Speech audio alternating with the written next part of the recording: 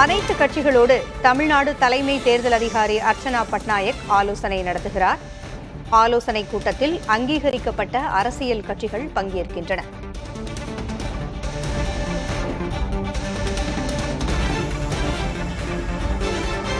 தேர்தல் தேதி அறிவிக்கப்பட்டிருக்கும் சூழலில் தேர்தல் நடத்தை விதிகள் அமலுக்கு வந்திருக்கின்றன. இந்நிலையில் அனைத்து கட்சிகளுடன் தமிழ்நாடு தலைமை தேர்தல் அதிகாரி அர்ச்சனா பட்நாயக் ஆலோசனை நடத்துகிறார்.